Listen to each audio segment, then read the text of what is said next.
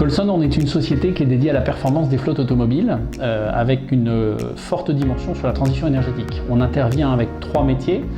Un métier de conseil, réduction de coûts, organisation, transition énergétique des flottes automobiles. Deuxième activité forte qui est l'activité de fleet management que nous exerçons ici depuis IFTO. Et puis nous avons un métier de formation. On a réalisé qu'on avait une expertise et beaucoup de gens qui opéraient ce métier n'avaient pas forcément toutes les connaissances, donc nous proposons des formations sur le sujet. Nous sommes 15 personnes, nous sommes basés sur Paris La Défense et sur IFTO et où nous avons une équipe de 12 personnes.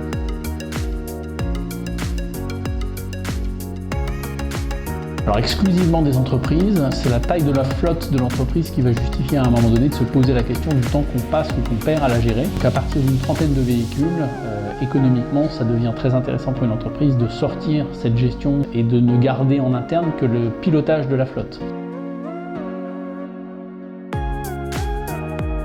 Alors la boîte est née à Paris, enfin en région parisienne à La Défense, et on fait aussi bien le boulot depuis IFTO que Paris.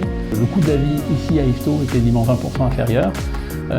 Quand on fait ses courses, c'est sensible. On va proposer le SMIC, mais sur lequel on va rajouter des primes, on va rajouter un accord d'intéressement.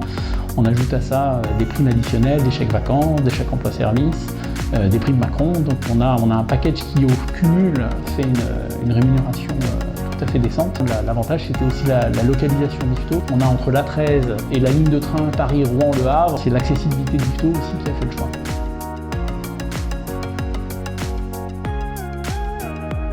Alors notre installation à IFTO n'a rien à voir avec les histoires de confinement et de Covid.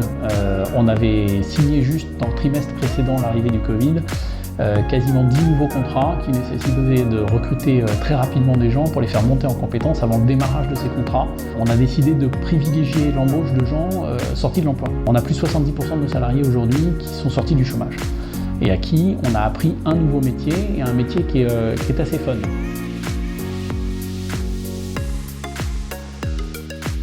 Si tout se passe bien, on devrait en fin d'année avoir entre 15 et 20 personnes sur le site d'IFTO. Donc on emploie aujourd'hui une petite équipe mais qui est en croissance régulière. Mais on s'interroge sur le fait que notre croissance peut-être nous amènera à aller chercher des locaux plus grands dans le futur. Donc nous sommes dans l'expectative et cherchons des locaux pour lesquels d'ailleurs la Comcom nous assiste à essayer d'identifier des endroits où nous pourrions atterrir.